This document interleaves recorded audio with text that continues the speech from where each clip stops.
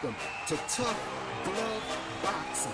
I am locked in, and let's get ready to talk about it!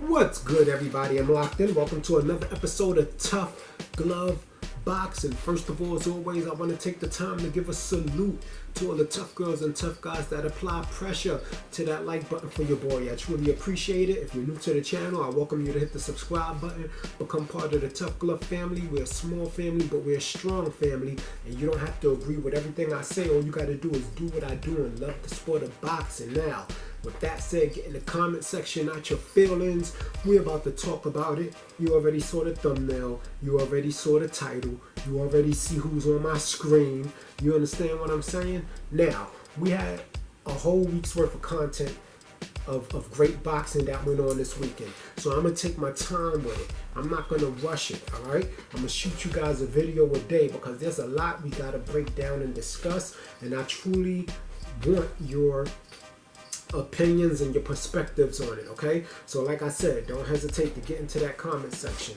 And also, I want you to go ahead and hit that subscribe button because, like I said, this is not about agreeing with me, about me having a certain fan base. I want everybody to get in here and represent the fighter that they love. Today's fighters that we're talking about, two of the young, hungry prospects out there, two of the young, live dogs out there sending smoke signals to each other. You know what I'm saying? From different sides of the street.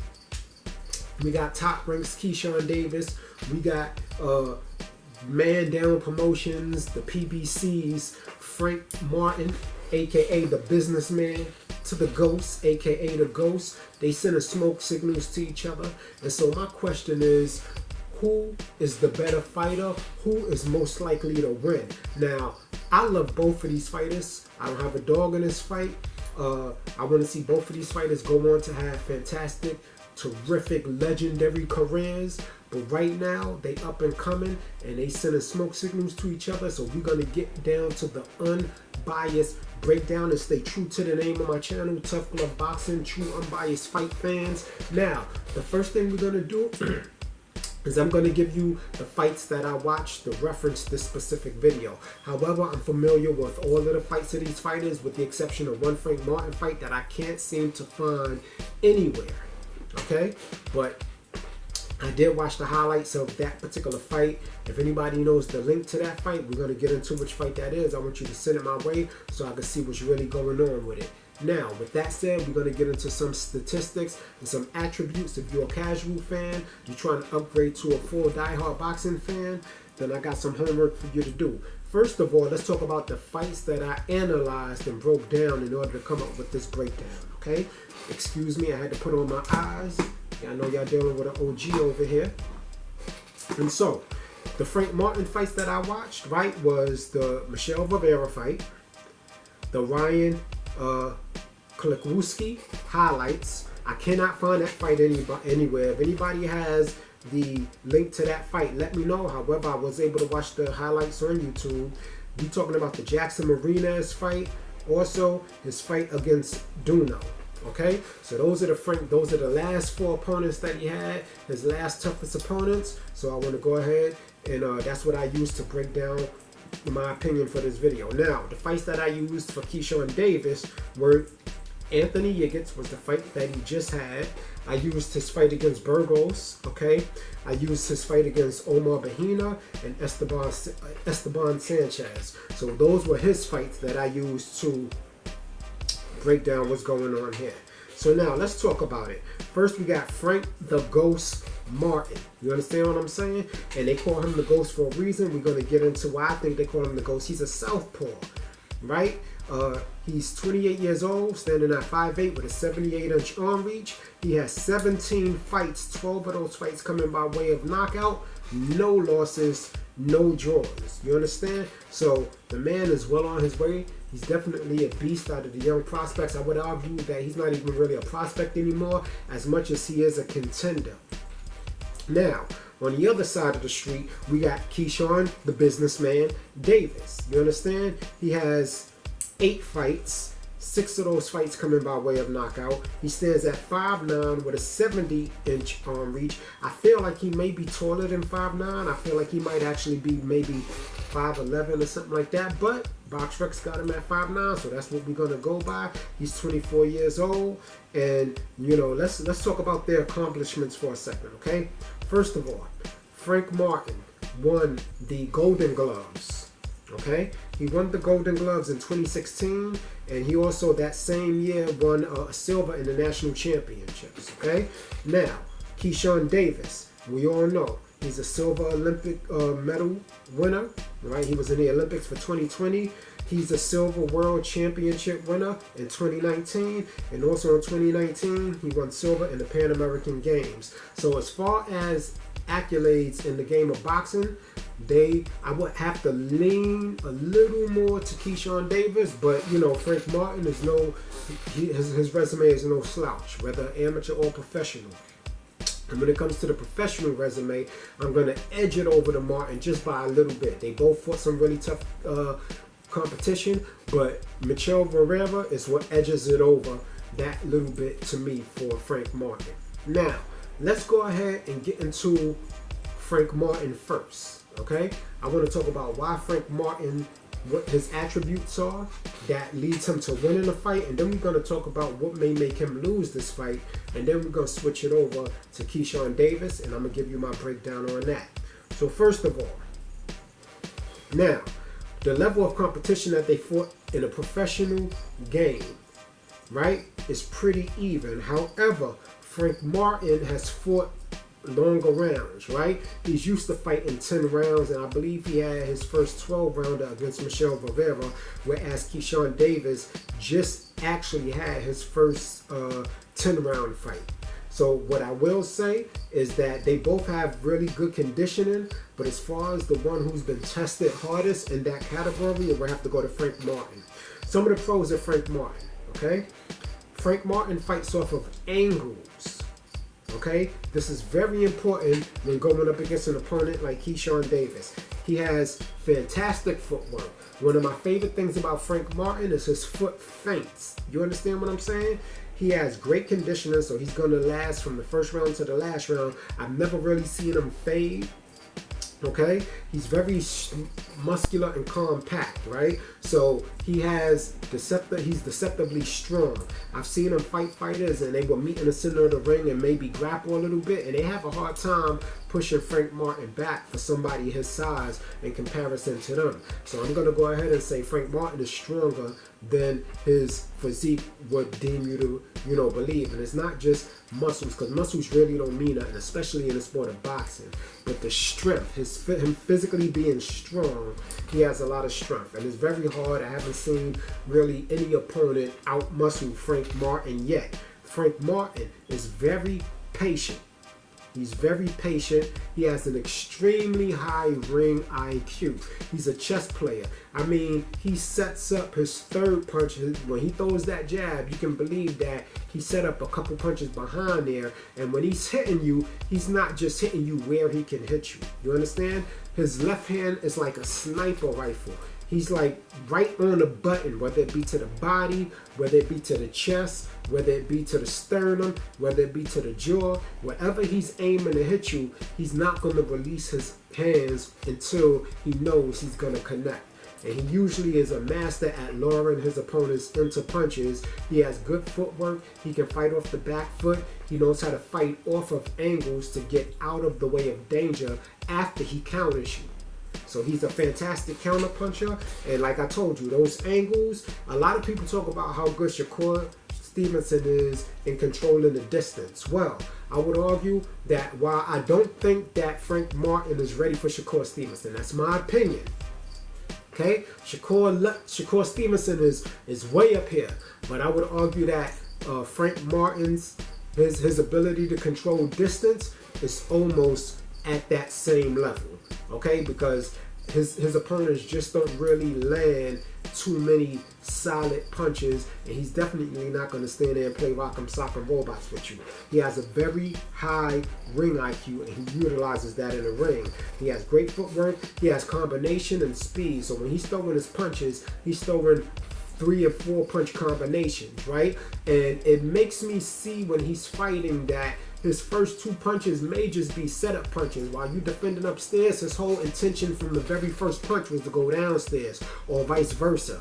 He always seems to catch his opponents with a punch that they did not expect. And the other thing I like about Frank Martin is he doesn't load up on every punch. A lot of times, later until like the 7th and 8th round, his opponents will get lured to sleep because he's been hitting them hard, he's been hurting them, but they feel like they've taken his hardest punch by that time. So they may get a little careless in order to get their offense off, and that's when he comes with this fucking left hand hook, overhand left, out of nowhere that is just demolishing them. They're on the canvas right after that hook. It connects cleanly on the chin.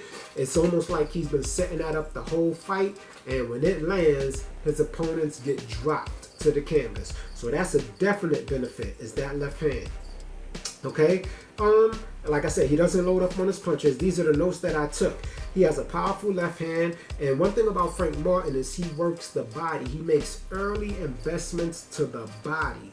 Okay, so that body work it will break a fighter down over time. Now, I think him going to the body as much as he usually does is going to be a problem when he goes in there with Keyshawn Davis. I don't think he's going to be able to do it as effectively. However, he does invest in that body work early. So if you have any conditioning issues, by the time you reach like that 6th or that 7th round, you're going to have lost a whole lot of steam going up against Frank Martin. And that's just what it is. He works the body well. He works through his clinch. That's another thing I like about him. When they try to clinch and hold on to him, he's utilizing that time that they're trying to rest to land body shots. You understand? It's like it almost doesn't even benefit the opponent to try to clinch with him. You understand? It doesn't benefit his opponents to clinch with him, because even when they're clinching, until the ref breaks it up, he's making use of all of that time. He's being effective, and he's breaking you down even in a clinch, especially since he has a shorter reach than most of his opponents. He has no problems doing that inside work on the body. I don't see him doing too much inside work upstairs, right? Like, for instance, I don't really see a whole lot of uppercuts coming from Frank Martin, but you know, that's okay, because he more than makes up for it with his punch placement and his footwork. Okay, because believe me, when he swings, he usually hits the intended target.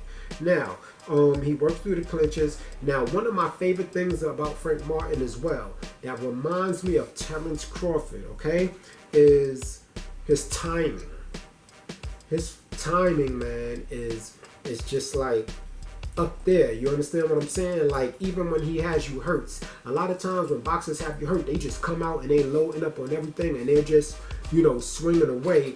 Now, what I notice he does is, while he does come in for the kill, he's very patient. He's still looking in for the right opening, for the right punch to hit you with, to end it, to make sure you out of there. He's not just going to come wild swinging punches trying to hurt whatever he hits. He's going to, if you leave an opening anywhere in that time when you're hurt, if your body is open, then the fight is going to be ended due to a body shot. If your head is open, the fight is going to be ended due to a headshot. He's always aware. He's not in a rush. He takes his time.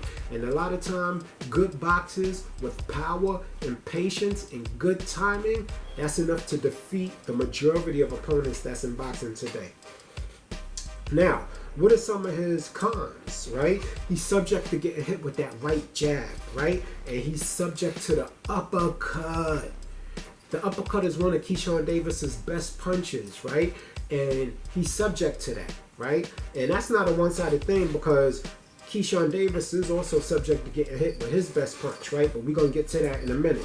So those are my pros, rather, for Frank Martin. An absolute terrific fighter. He kind of gives me a mixture of Joe Frazier with a little bit of Shakur Stevenson kind of mixed in there. You understand what I'm saying? He's not herky-jerky like Joe Frazier, but as far as setting up his punches, that powerful left hand, being short, compact, and strong for his size, you know, those are things that remind me of Joe Frazier.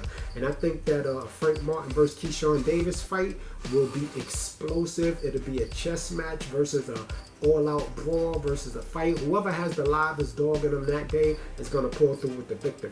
Now, here's what I feel about Keyshawn Davis. these are his accomplishments. Well, I already told you what their accomplishments were. Now, similar resumes as far as professional fight. However, like I said, with Mitchell Varela on Frank Martin's side, that gives him the edge in resume. But Yiggins was no slouch. I've seen him give a lot of fighters problems, so I can't take anything away from him. Now, I will admit, Yiggins was able to continue in a fight that they stopped. But I felt like it was a smart fight, a stoppage by the referee, because at that point, he was just taking severe punishment. He wasn't really returning fire in any effective way. And, you know, just to watch somebody just stand there and get beat on like that could possibly damage them for the rest of their career. I'd rather them just have called that fight and let that man live to fight another day. But now, these are some of the pros that I see from Keyshawn Davis. First of all, I love his attitude. I love Keyshawn Davis' dog. You know what I'm saying? Keyshawn Davis is like, you know, he's like one of them people that a bully can be bothering some kids on a block and nobody want to step to the bully, and then just one kid comes out, I'll take you on. You know what I'm saying? Like, he's all for that smoke. He's all about that smoke. Now, these are some of his attributes, okay? Keyshawn Davis has a great uppercut, either hand, right? Great uppercut. Frank Martin, like I said, is subject to that uppercut, okay? Especially if he's going to come in and try to work Keyshawn Davis's body. That's going to be a severe problem. The other one thing I forgot to mention about Frank Martin, right, is his ability to close distance with the multiple jabs, right? His jab is not so much a solid jab as more as it is he uses it to close the distance. Like Clarissa Shields, triples, doubles, and triples up on the jab, and next thing you know, while you defend it from the jab, because if the jab hits you clean, it will put you in a position where you're going to want to defend against it, but next thing you know, he's in range and he's fucking your body up. So that's one thing I didn't mean to say about Frank Martin. But also, Keyshawn Davis has a very good jab. However, he uses it different. He has a very good power jab, a nice stiff jab, kind of like a check jab. Like, you're not just going to walk in on him. You understand? If you walk in on him, you're going to pay. And behind that jab is going to be a combination punch that comes behind it that changes levels on you. And they are going to be power shots. He has a great uppercut, a powerful right hand. The right hand is the southpaw killer. We all know that. Keyshawn Davis has fantastic right hooks to the body and to the head. Also, he applies pressure consistently. And this is what's going to make this fight interesting, because Keyshawn Davis, I feel like he needs to learn how to cut off the ring just a little bit better. He needs to learn how to, I don't want him following his opponents around, because if he follows Frank Martin around, he's just going to walk into punches, okay? So he needs to be able to cut that ring off and trap Frank on the rope so he can get most of his work done. And that's very hard to do with somebody with the footwork of Frank Martin. However, Keyshawn Davis is consistent in his application of pressure. He's usually moving forward the whole fight. He's going to be the bigger guy in the ring, so he is going to be able to push Frank Martin back. And I haven't seen Frank Martin in a fight that he's not been able to out-muscle a guy who tries to kind of force him back into the ropes. I think Keyshawn Davis may have the physical strength advantage, but again, I don't know that for sure until I see it. But Keyshawn Davis is the one who usually applies and comes forward and applies that pressure. And while he does that, he is defensively responsible. I would like to see a little more head movement from Keyshawn Davis so he won't get hit with so many counters.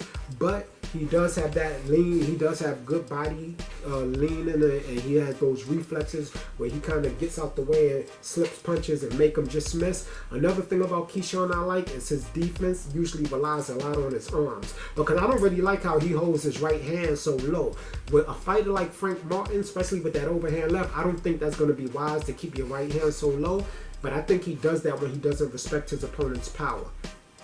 His arms are long enough to guard his body as well as his chin, and I think he's going to need to be on point with that. But he also uses his arms as defense. Like, he blocks and parries and knocks a lot of shots away, and when he does that, he opens up his opponent to land his combinations, and his combinations, he loads up on them. And that's not always a good thing to load up, because then with the timing that Frank Martin has, I feel like he shouldn't load up on every punch. But while I was watching Keyshawn Davis's fight, one thing I see that I love is that he changes up the speed of his punches.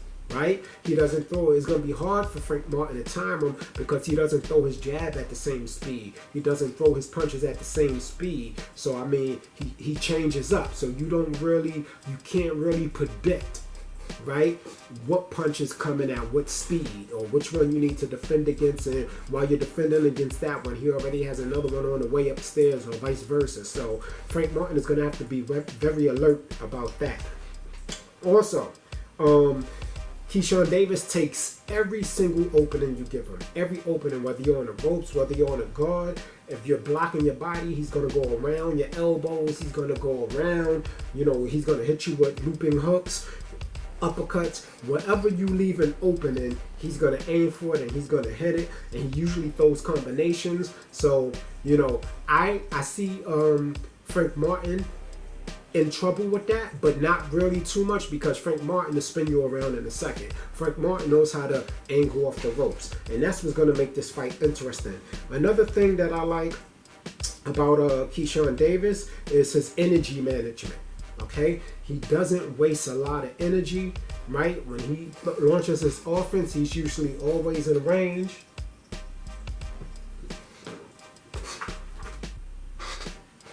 Excuse me, guys. He's usually always in range, right? And so he doesn't waste a lot of energy. Frank Martin will probably be getting more tired because he's the one that has to do dancing around and he's doing all of these movements. But I think his condition is so good that that's just like part of him. Like he can last the whole fight like that. But if he's taking severe body shots from Keyshawn Davis, that might slow his footwork down a little bit. And I think Bomac is smart enough to tell Keyshawn Davis to do that. The other thing I like about Keyshawn Davis is the stab jab. That stab jab to the sternum is on point, it's solid, it's hard, and it will offset the rhythm of his opponent. Okay? Another thing, I already talked about the arm differences. Now, one thing that Frank Martin does, they both throw beautiful combinations. Both of them. I think Frank Martin has the speed advantage, right? But at the same time, Keyshawn Davis catches you in between your punches. You throw a shot, when you're pulling your arm back, his punch is already almost on you. So he's also fighting in between your offense, and that could make it very hard for Frank Martin to launch a consistent attack against Keyshawn Davis. Good upper body movement, I already said that. He works the body. Now, Keyshawn Davis loves to tear that body up, right? But the way he does it, he loads up on his punches because he wants to hurt the body as much as possible. The problem with that is he's going to be the taller fighting, and going to Frank Martin's body is risky because Frank Martin is a lot stronger than he looks, and that's when he can catch Keyshawn Davis slipping. When Keyshawn bends down and hit that body, he can just come across with that left hook because Keyshawn Davis keeps that hand low, or Frank Martin can really catch you with the right hand as well. He has a decent right hand. It's just that his left hook is his more powerful hand. Okay? Now, both of them are live dogs, right? So I can't really say nothing to that. Both of them have good conditioning, and both of them do good inside work. However, I would argue that Keyshawn Davis does better inside work than Frank Martin. So those are my pros for Keyshawn Davis, right? Now, what are my cons? For the cons for Frank Martin, he's subject to the right jab, and he's subject to getting hit by the uppercuts. Now, what I'm going to need to see from Keyshawn Davis is better head movement, all right? I need to see better head movement. He takes a lot of punches that I don't think that he needs to take. Now, whether it's because he feels like he can take his opponent's punch or not, I don't know. But if he makes that mistake against Frank Martin, he's going to pay for it. Dead, possibly, right? Also, he keeps his right hand too low, man. When you're fighting against a southpaw, you can't keep that right hand low. And I don't want you getting hit by Frank Martin talking about, oh, is that all you got? No, because Frank Martin, that's not all Frank Martin got. 9 times out of 10, you made it to the 8th round, you didn't even feel Frank Martin's full power. And that's when he catch you slipping. So I'm going to need you to bring that right hand up a little bit and try to dampen some of that power of that left hand with that glove. The other thing is, he plays around in the ring a lot. He does the little dancing, and I know he wants to get the crowd into the fight. When you get in there with Frank Martin, that's not going to be the time to do none of that. ego has to be completely out the room. You call yourself the businessman, you're gonna have to be 100% business that night, because Frank Martin is not playing games with you. Especially all of the shit that Keyshawn Davis is talking. Frank Martin is really, if he end up getting in that ring with Keyshawn, he's coming to take Keyshawn's head off. He's making it known that he's nothing to play with. It's not fun and games. It's not even ego with him. He's going to try to put the young lion to rest, okay? So I'm going to need Keyshawn to stay focused and not play around in there. Keyshawn is subject to the looping left hand, which is one of Frank Martin's best punches. So this is why I said they both, you got the uppercut for Keyshawn that'll land on Martin, and you got that looping left or overhand left that'll land for Frank Martin. And if he throws that with his full power, you might see Keyshawn Davis on the canvas, and we can just as well see Frank Martin on the canvas. To be honest with you, I think that both of them got so much dog that you'll pretty much have to, they pretty much gonna try to kill each other in that ring.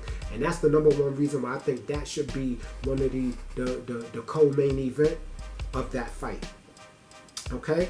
If not, it got to be on the undercard, but the co-main event is going to have to be spectacular. And if it's true that they say Keith Thurman and Boots Ennis might be the co-main event, that's a good enough co-main event. But we definitely going to have to get Keyshawn Davis and Frank Martin in there for about 10 rounds. Right now, the other flaw that Keyshawn Davis has, and I know he has more flaws than Frank Martin, is he's not used to fighting backwards. He's not used to fighting backwards. I don't see Keyshawn Davis fighting off of his back foot. Now, at the same time, I don't know if Frank Martin is going to be the one that pushes Keyshawn Davis back. But when he becomes explosive, all right, when he starts connecting and hitting you with them body shots and them combinations, Keyshawn is going to have to back up. And if Frank Martin doesn't give him room to get out of there because he don't have the same angle off footwork as Frank Martin, he could take some serious damage. Okay? So now, who do I got winning this fight? I don't know. I know I gave y'all all of that information just to tell you I don't know who wins this fight.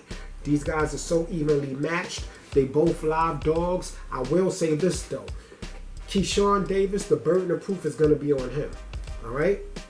He's the one that initiated the shit talking. He's the one really coming asking for that Frank Martin smoke. So if Frank Martin and Errol Spence decide that they're going to give him what he asked for, he's really going to have to put on. He's really going to back up everything that he says, because Frank Martin hasn't done a whole lot of talking. Okay? Now, the one thing I will say is that Keyshawn Davis is the one running toward the smoke. Errol Spence, I know he wants Frank Martin to get in there with Shakur Stevenson and everything, but I'm going to be honest with you. I don't see Frank Martin beating Shakur Stevenson. I don't see it. A lot of people don't see it. It's not taking anything away from Frank Martin. Shakur Stevenson he's just, right now, I don't think anybody's beating him, man. I think that we have to leave it up to Tank and Devin Haney to try to put a stop to that upward mobility that Shakur Stevenson is on right now. And I'm not taking nothing from Frank. I just don't think that I don't see him and their fighting styles. I don't see him beating Shakur Stevenson. However, him versus Keyshawn Davis, that is a very winnable fight for him. It's also a very losable fight for him. That will be a fantastic fight. I have no doubts that Frank Martin has what it takes to pull it off. I have no doubts that Keyshawn Davis has what it takes to pull it off. It's going to be whoever implements their game plan the best that night, and whoever has the ability to make adjustments on the fly. And if I had to give that to one or the other, I would honestly say they're both almost equal in that aspect. They both make adjustments on the fly. Now, what I do want to see though is Keyshawn not get hit as much. I just want to believe that he only gets hit as much as he does because he doesn't respect the power of his opponent. But he's going to have to respect Frank Martin's opponent. He's going to have to respect Frank Martin's power. Okay? Frank Martin is somebody who's also a workhorse. Okay? He wins his fights in training. I don't see no playing around. I feel like he's the type of person that wakes up in the morning and the first thing he wants to do is train. You understand? The first thing he wants to do is get in the gym. He don't want to talk to a girl. All right, not saying every man want to talk to a girl, but I'm just saying, man, business first, play later. That's what make it seem to me. He ain't got time for nothing but this boxing, and I love that mentality. And Keyshawn Davis, the young, hungry dog, live dog, he got that same mentality. He's asking for smoke from everybody, but he specifically called out Frank Martin, even though he didn't say his name. And Frank Martin came out and talked about it was a subliminal call out. Everybody knows who he was talking about. The only thing I want to hear Frank Martin say is, let's get it popping. That's it. Forget about Shakur Stevenson right now. I mean, to be honest with you, I don't feel like Frank Martin has earned that fight yet. He hasn't earned that fight yet. Shakur Stevenson is a 2-division world champion. You understand? Going for a champion at his 3rd division. He's up there with Devin Haney, Tank Davis, with those guys, right? I would like to see Frank Martin in there with Nakathila, Keyshawn Davis, you know, these other upcoming 135-pounders that we're going to get into later this week who has some good fights this week. So anyway, that's my video. Get in the comment section and let me know who you think wins and why. I don't want to hear you think Frank Martin wins because he's training in Texas. If you rock with Texas, that's cool. But give me some real reasons why you think one beats the other. I thank you for taking the time to watch this video. I ask you to hit that like button, get in the comment section, subscribe to the channel. Locked in, Tough Glove Boxing. I'm out. You ain't gotta go home, but you gotta get the hell up out of here.